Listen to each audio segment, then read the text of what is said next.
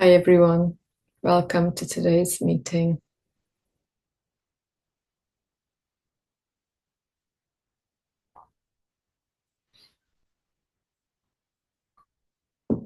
Today I'd like to address how, obviously it's not possible to keep God away, but how do we bypass the fact that we are always divinely, truly divinely loved? And I'd like to preface this with by a very short talk by Yogananda. He brought the Kriya lineage of Babaji, Mahavatar Babaji, to the West. Um, and he also, his task was very hard because he was talking to a Christian, mainly Christian crowd, and he was also able to draw very clear parallels between his yogic lineage and the teachings of the yogic lineage with Jesus's or Yeshua's teachings. And he recounts a story here. He says in this little chapter, it says, "It is the ego that keeps God away. From childhood, I noticed that people always seemed drawn to me. In this connection, I remember one great lesson that my guru taught me. In his ashram, there was a boy named Kumar who was very jealous of me because the others sought me out and because Master had placed me in charge of the ashram duties. One day, Master said to me without explanation, 'You go back to sweeping from today. I'm placing Kumar in charge.' I said, 'All right, Master.' I didn't get angry. I accepted it, for I had faith in Master's great wisdom. This boy then began to tyrannize over me, among other things, asking me to shine his shoes. I did so. But even though he was in charge, the other boys still kept coming to me and not to him. One day I overheard Kumar complaining to Master that I was undermining his authority because the ashram devotees still came to me and not to him. Master replied with firmness, 'That is why I wanted you to learn. Sorry, that is what I wanted you to learn.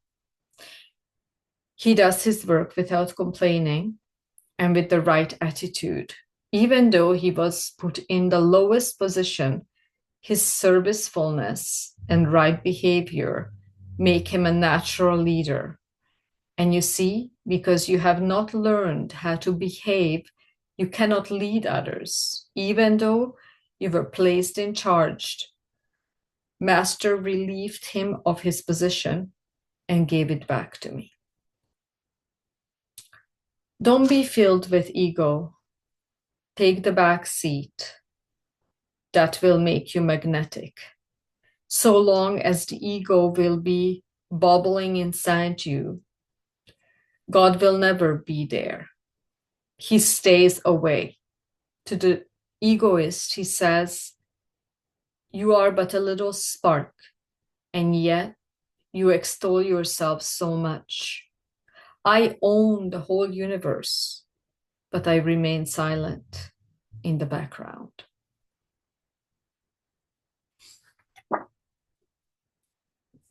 So, obviously, we can find the Kumar within ourselves. How are we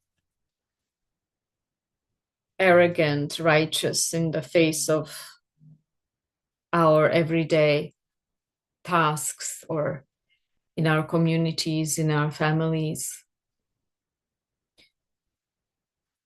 And this is not actually a moralistic issue in any way. It is a very direct attitude that once we take it upon ourselves to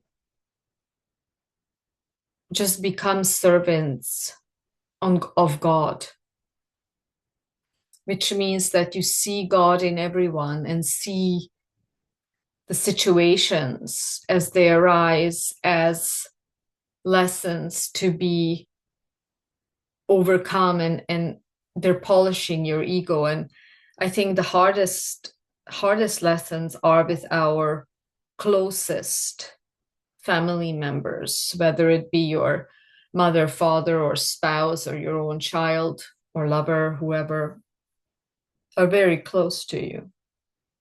So those lessons will be repeatedly there. And even though the people around you may not want to change, you have to build that muscle of humility, that you accept that they will not change, and that's part of your karma. I will not recommend you allowing yourself to be abused. That's not what I'm saying. But in order to truly develop humility, you need to use your life. You need to use your life circumstances to polish you, to polish that diamond that is already asking to be exposed. Yeah, that is so important. And how do we actually recognize God? How do we recognize God's presence moment to moment? That is also a Sufi teaching, this essential need, essential gesture of recognizing God.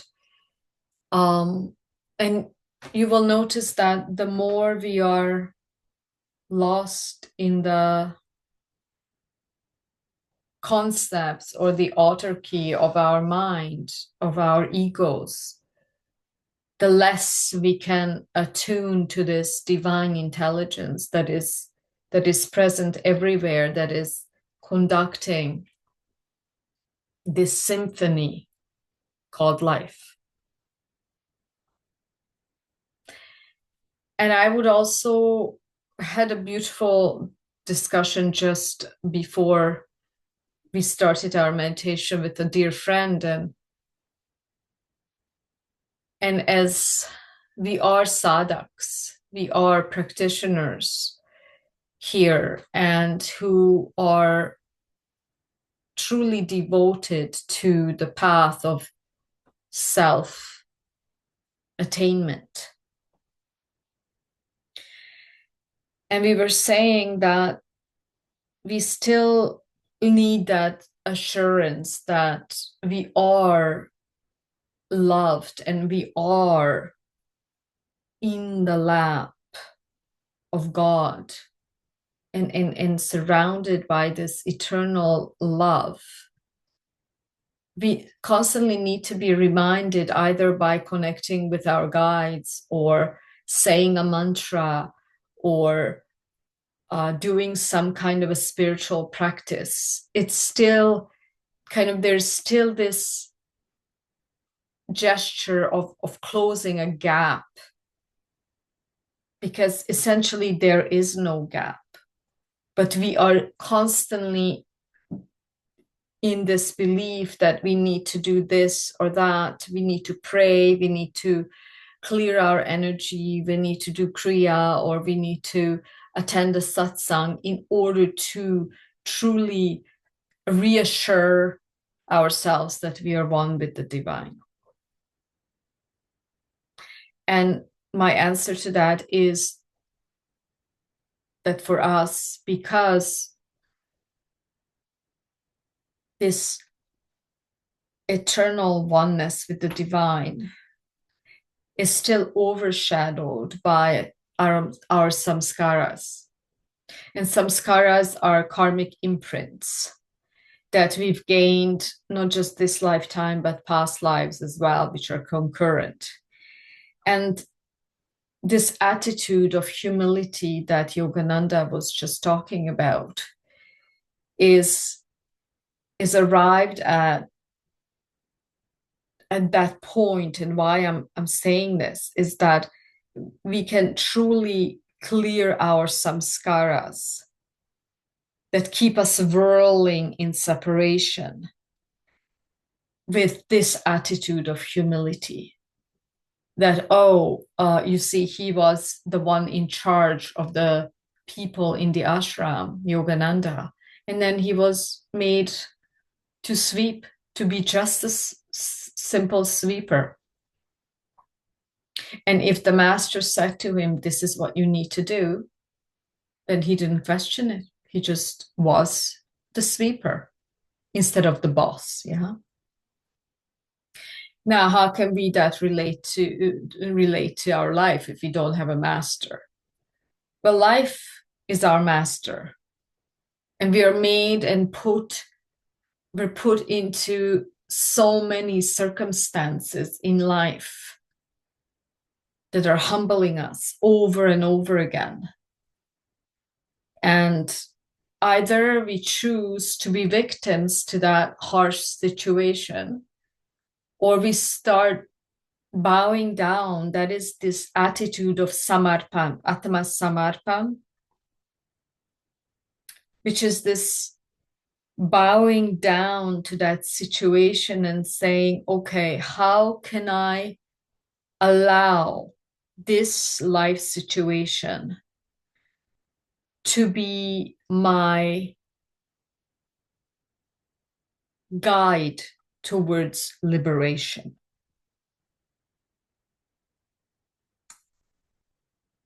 And every single moment is a guide towards your liberation,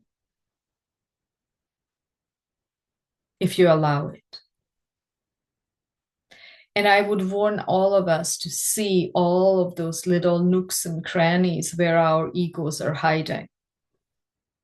And usually the way our ego is hiding in automated responses, reactions.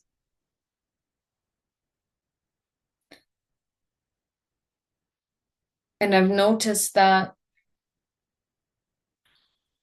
if we stop ourselves from that one track way of the way you've always responded to situations, similar situations that arose from time to time and keep arising, that if you can actually stop yourself from that automatism, that you will see that that's exactly when the divine allows itself to be revealed. It's truly magnificent in that samarpan, or humility of bowing down. Is like, for example, something truly triggers us and it may be feeling very unfair. Okay, let's say it is unfair. But a lot of the times, if we allow to just see, feel, and have this attitude of humility in the face of that situation, the divine starts seeping in. The divine intelligence, which is already you, starts seeping in and taking care of the situation.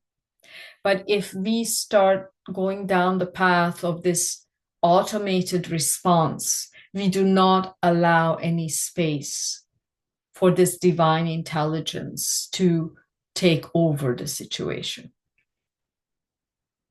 It is so important And if you want, I would recommend, if you truly want enormous changes in your life, then try to remind yourself of this attitude of humility. Because essentially, we are training towards nobodiness. We're training to truly, you cannot do this through your mental capacity. But essentially, this body vessel is just here to be utilized by divine will, divine God, divine wisdom. And the more you can empty yourself of your personhood, the easier it is to just recognize your divine essence. But as long as the ego is overshadowing and taking charge, the divine stays always somewhere out there. It is a very fine balance, very fine balance. Okay, so let's do a practice that is allowing more and more of the openness of the system. I've talked a lot about the 5 bodies before. They're called the Maya koshas. They're called the sheaths. And there's 5 sheaths that are covering your divine essence. Imagine from that point of view of the divine cannot experience itself unless it takes some kind of a form. The body is a very crude form, but the body is also a miracle because it can have the agency of self-recognition. I'm not talking about the ego self-recognition. I'm talking about your divine essence recognizing itself.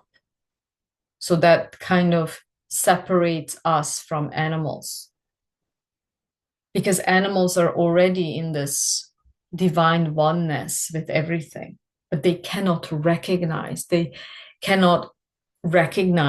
that they are. Yeah, so there's no ability to have that conscious recognition. So the sheaths are the result of your samskaras. And samskaras, as I said, are imprints. I would call it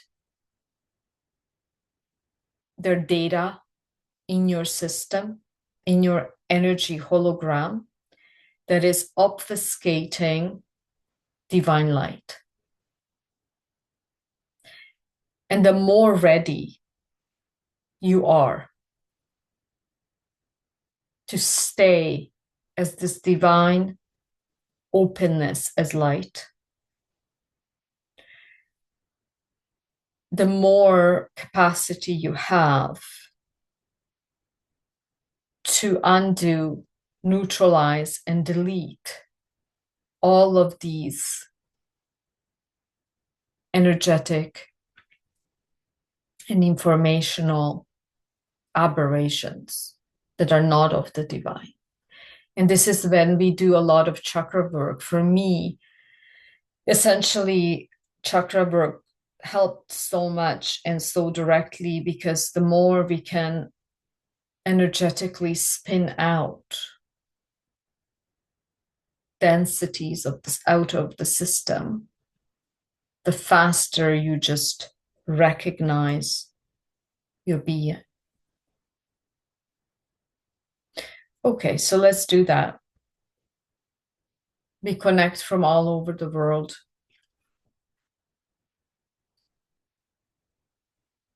And zoom into the back body.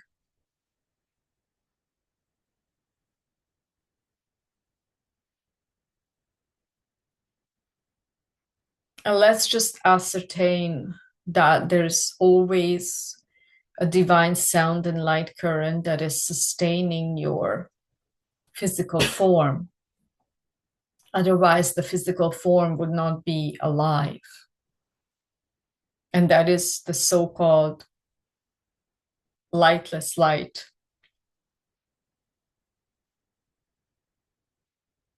Also, the so-called unstruck sound that makes up your divine emanation.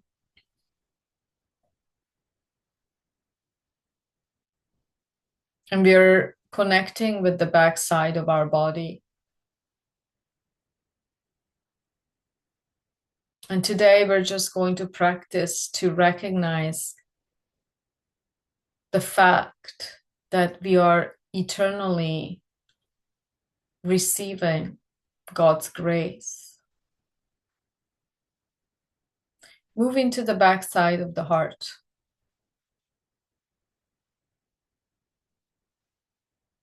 And just become aware of the breath. And notice how you're not modulating your breath, but naturally, as your attention and focus turns away from the senses, away from the front body, moves to the back body.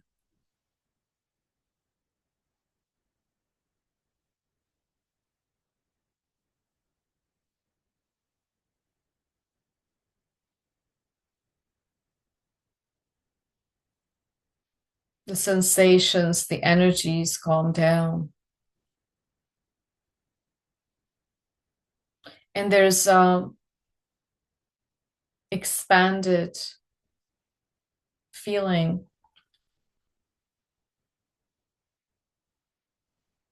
of your divine being automatically revealed to you.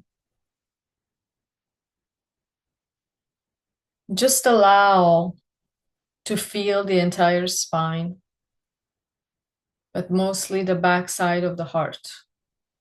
And you also feel that your pranic channel, which you can call your spine,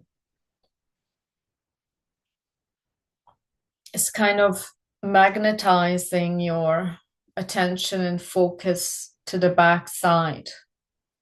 And we are also practicing here to become more magnetic. Magnetism is developed through many means, through moral conduct, through the conduct of samarpan, humility, also through different kriya exercises, also through chakradharana, where we work with a different spin rate in the chakras.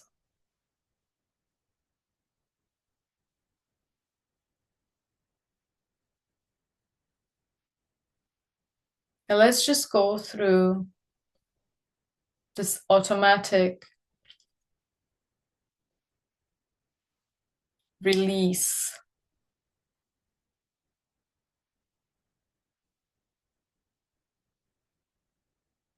We're going to be releasing literally this dark, dense smog that we have gathered from either our environments or from either our bad thoughts, feelings, or from other people. So you can use this in the future to spin it out of your system. What we're going to do is plug into the root chakra. It's the anus for men and the cervix for women. And what we're going to do is we inhale, we embody that plane. It's a plane of consciousness. We inhale, we keep our breath, and when we exhale, we push out this density, but into the earth down, because the root chakra opens that way down. So have a full consciousness of your spine. And also feel that your spine is widening. So there's more throughway with the light. there's this golden crystalline white light in the spine. And it's truly sustained because through the divine light and sound current, because it is flowing through your body as the backdrop of all creation. And that is our constant divine benediction or blessing. So inhale to the back side of your root chakra. Inhale. Just keep your breath. And with a warm breath, constricting your throat, you're going to push out. You're going to see this chakra pushing out. You're going to see it, first of all, spinning clockwise. And feel your entire body and exhale this smoke. It's like a smog out of it downwards.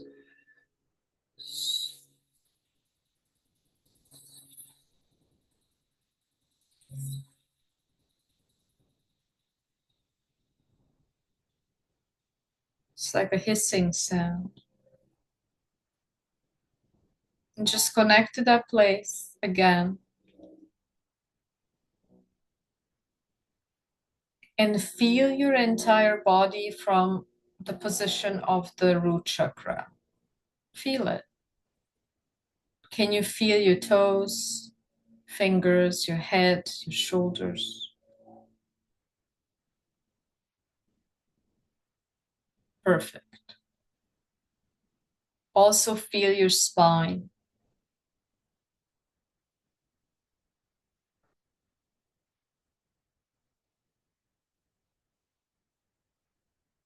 And now we're going to move into sacral center. We're going to breathe into it from the back body. And when we are hissing out the density, it's going to be through the front body. Inhale.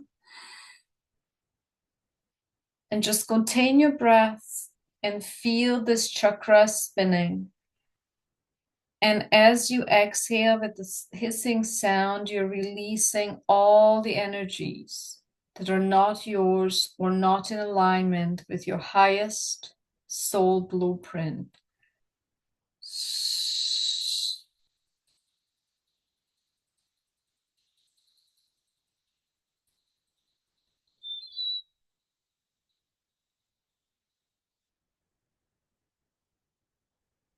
And just see it light up.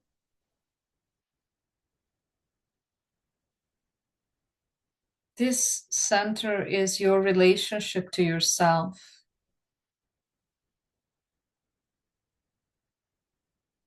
A lot of the people have a lot of imprinted shame there.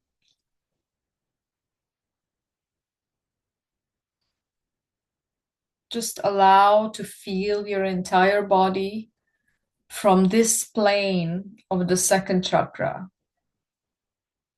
This is a lot of vital energy there. This is where you get all of the energy to do any type of work. Also, your level of daily energy is contingent on your second chakra.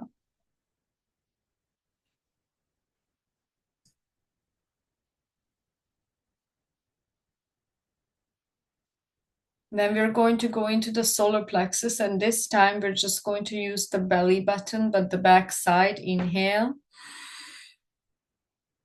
The spine level, keep it. And when you hiss it forward through the belly button, you exhale all of the smog.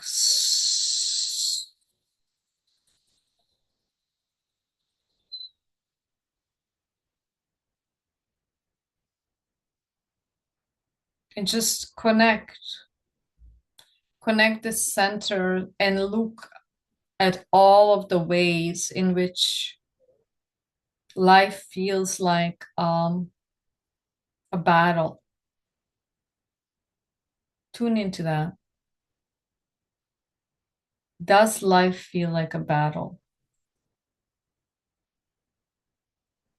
This center is making us learn that you can flow down the mountain as water, malleable,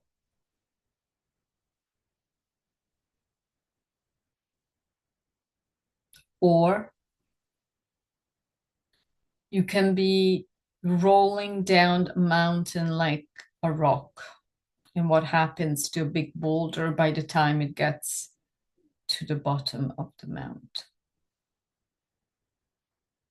Huge pieces get broken off. And sometimes both movement is necessary. Sometimes you're a boulder rolling down a rugged, rugged, rugged mount. Or you're also at the same time learning to be water, finding diligently and wisely with discernment your path. So important. Feel that space light up, your inner power. This is your relationship to other people.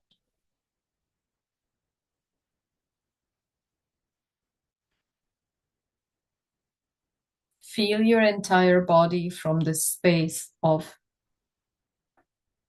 the solar plexus. It's also called your inner sun. It's your power center. We can pray to align our will, individual will, with the will of one or the divine. This is a very simple exercise, but this Kriya is allowing you to consciously start harmonizing the spin rate of all these levels of consciousness, because chakras are levels of consciousness. And notice now that all three chakras, consciously spin them in this golden crystalline light from the spine level. You're going to feel much at ease. A lot of energy will be freed. Now we're going to take a breath and hiss out all the remaining densities from all three chakras, from the spine forward. And we're going to also know that the root opens down, so that moves down through the hissing and the other two forward. Inhale. And just keep your breath for a moment. Connect to the three places. And hiss it.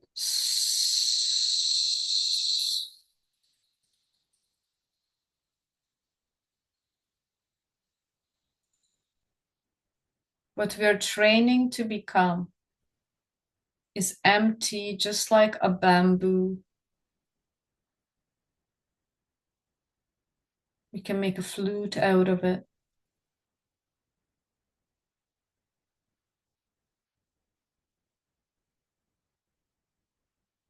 And notice that when we allow to cleanse and let go, we're automatically unbridled, expanded consciousness. Move into the heart, backside of the heart. And we're going to inhale to the backside. Keep your breath and just feel the fullness of your heart center from the back and hiss it forward, all of the pent up dark smog.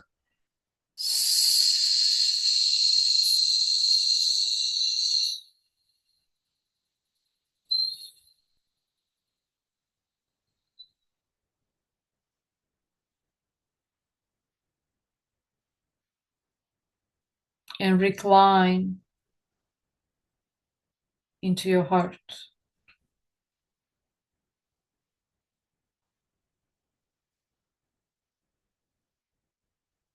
And notice that the heart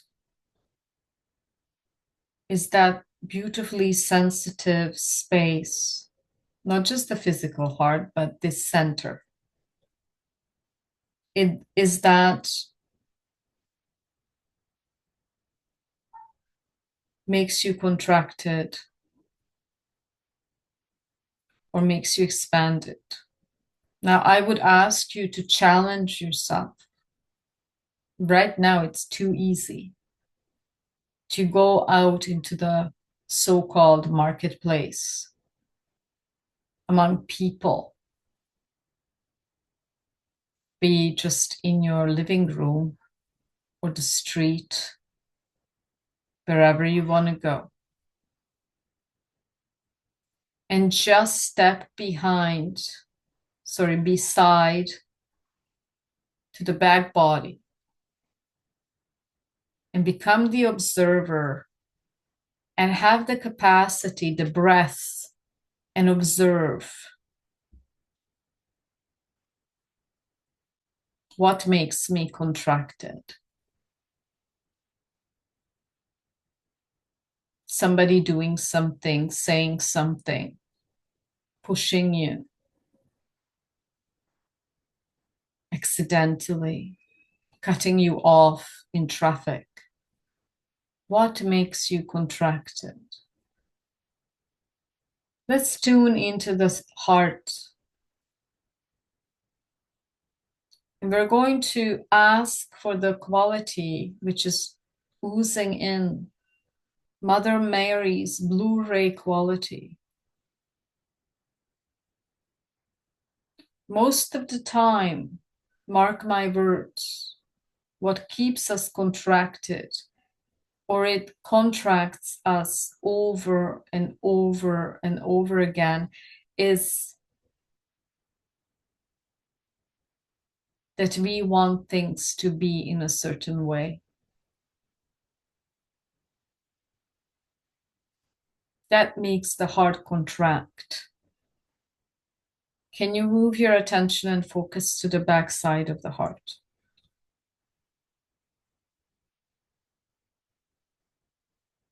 That is your divine cave. It is the instrument of God. It is God itself embodied there.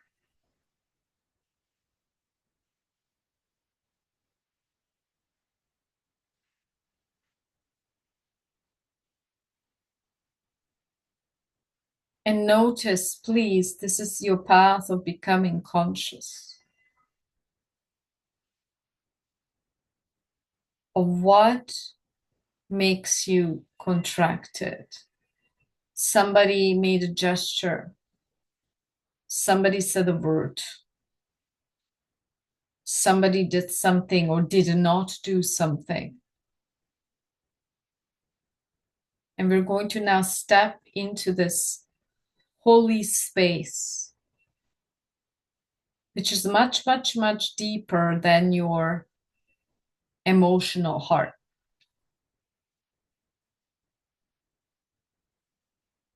And just find that there is this stillness. This is a very deep teaching right now. There is a deep, never altering stillness.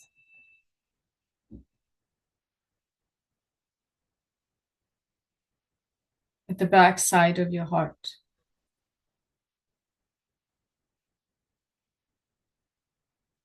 And only on the surface of the water the surface of your heart. There's a seeming contraction, and then there's an expansion and contraction and an expansion.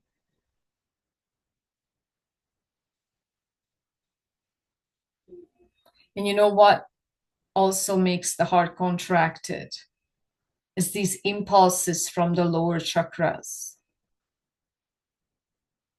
But also, if you are energetically sensitive, then the higher chakras could be conveying some level of danger. But I'm teaching you essentially something so important.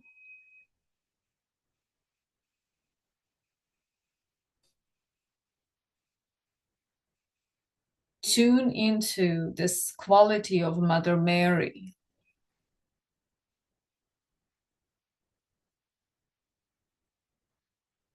The unconditional, wise, ever loving, powerful space of humility,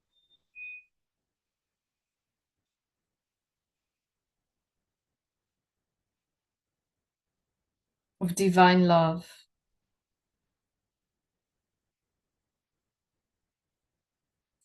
And only the surface reverberations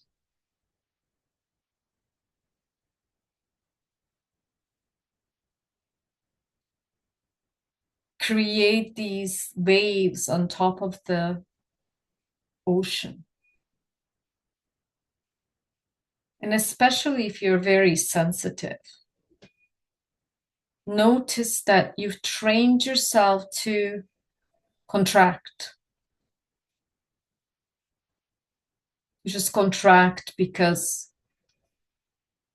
you try to either defend yourself or stay safe, or this is how usually you can feel your power, but it's very limited. Contract. And I would like to ask you, just train, even if you remember a few times a day, train to first recognize that, oh, I just contracted again.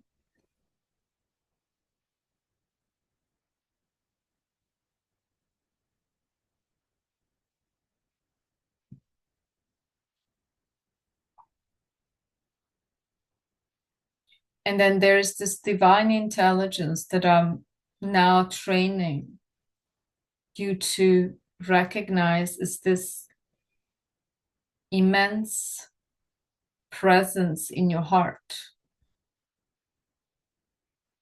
It's like the mother's lap, always open, unconditional, always unlimited, unbridled. And it is that mother's heart. We can call her the goddess, the cosmic goddess, the cosmic creatrix that is oozing out its divine love through your heart.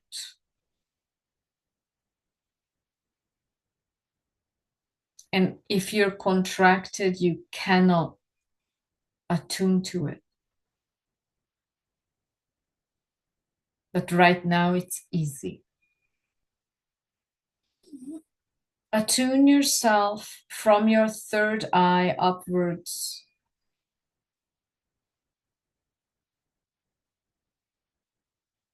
to the divine sound and light current. It's actually pouring down and connecting you to the highest divine intelligence. the abode of your soul. And look what happens. This is the mechanism. You connect, extending your consciousness way, way, way beyond your third eye, through your crown, all the way to the pure Satpurush realm, the seat of the house, the abode of your soul.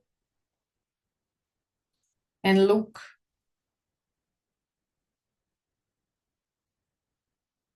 from that downpour of the cosmic light and sound intelligence. Your heart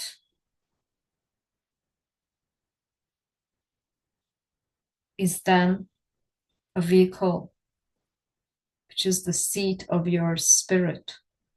And spirit is God's love in action.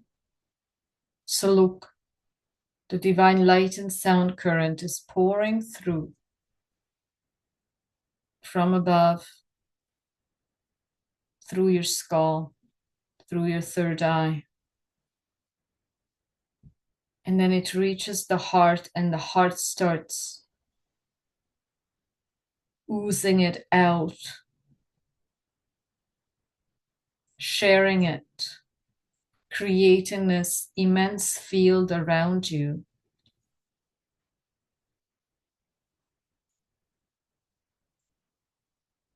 God's love in action. That is the divine benediction. And the more you can stay expanded,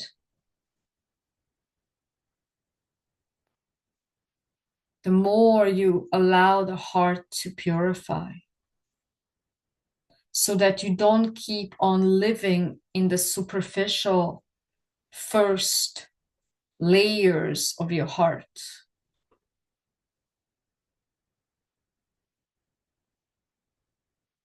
And this heart is so intelligent. It oozes divine love out as we attune to the divine light and sound current, and then the heart becomes this vehicle that starts projecting out 360 degrees, this divine current. And let's train as the heart is expanding, training your aura, the spirit, divine love in action, to be wider and wider, training your magnetism, training your samarpan attitude of humility. And you do not talk about it, you just share love in action. You don't even have to per se do anything. You are just allowing people to be in this field of unconditional love.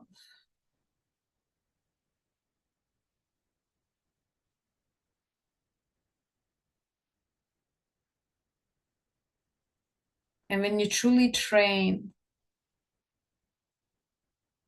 to be the conduit of divine love in action, you recognize divinity in everything.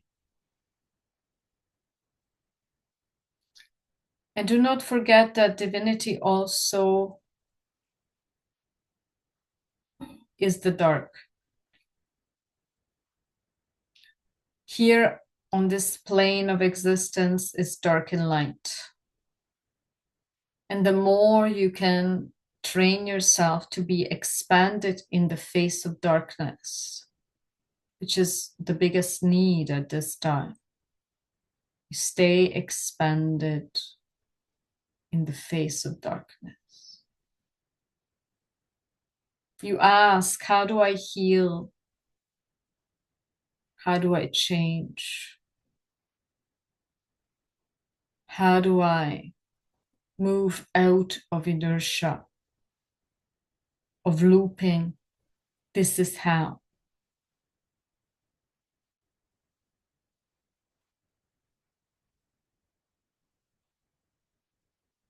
Stay expanded.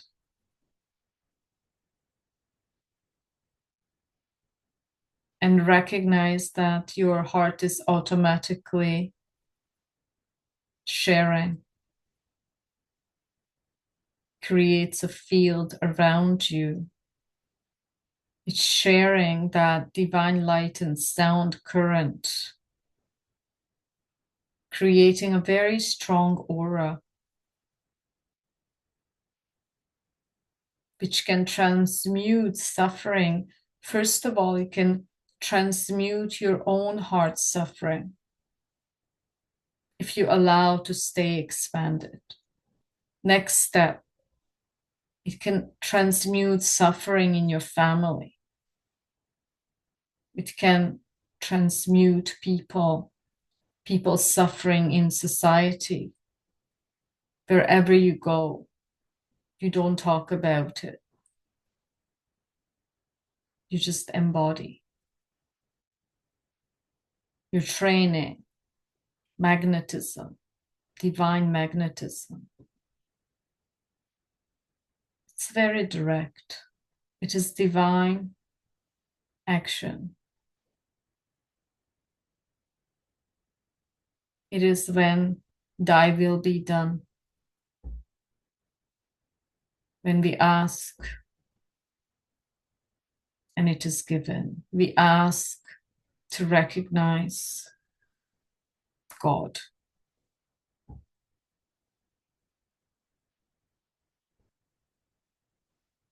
This is how we recognize it. We become the conduit. It's not a theory. You clear the lower three chakras. You connect to your spine. Through the third eye, you connect to the divine sound and light current. And you allow the current to start transferring light and sound into the heart so that the heart can reverberate it and create a wider and wider radius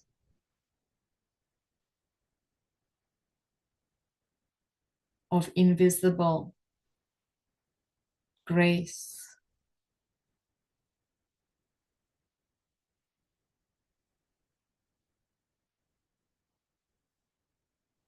It heals you first.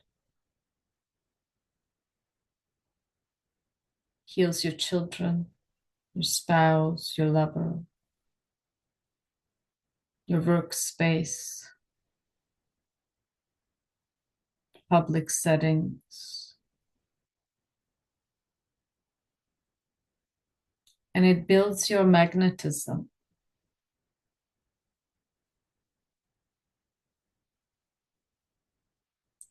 You will notice that you're much less mired in the suffering, much less prone to your addiction to negativity or thought. Maybe you even stop being very busy and you just allow yourself to find joy in the direct expression of your God being without any agenda. Just like this transmission is absolutely without any agenda. It's not done because of something. It's just done just like God's love is given. And what you do in order to train first is see what makes you contracted. Because you've trained yourself for so many decades to even unconsciously contract. Can you stay expanded in the face of your daily experiences? That is called embodiment. Can I stay expanded in the face of my daily experiences? Whether it be an internal looping of the mind or you're receiving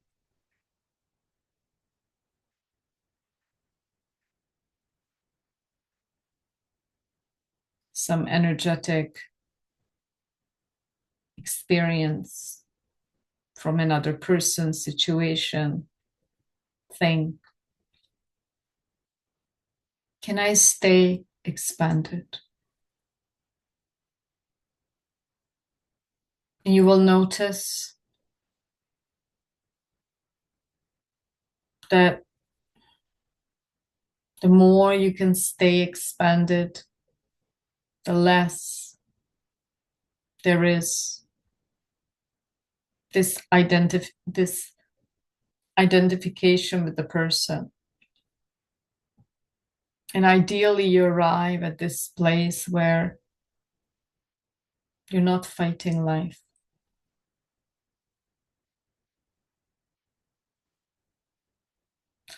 Because the heart is allowed to be broken open.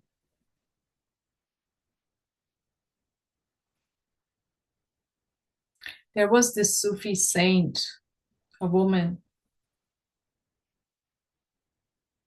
These are the final steps. She prayed to God, asking,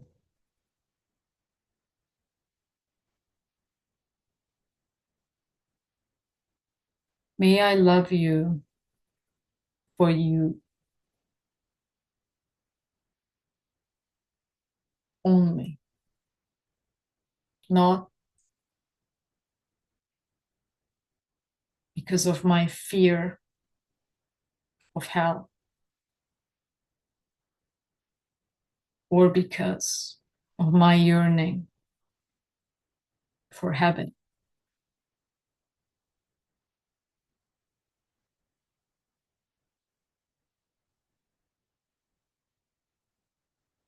This lies, these words lie. The essence of these words are a direct transmission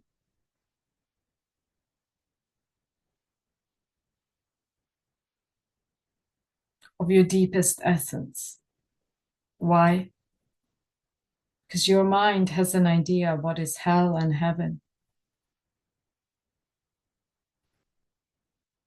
And the mind cannot have a concept of your true divine self. Cannot. May I love you for you only. Not because of a fear or not because of a desire. That is your most highly graduated attitude.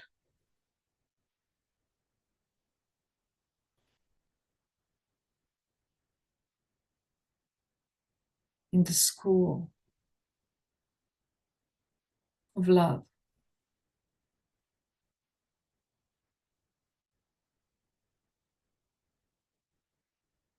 May I love you for you. May I stay open because I am the conduit of divine love. So it is.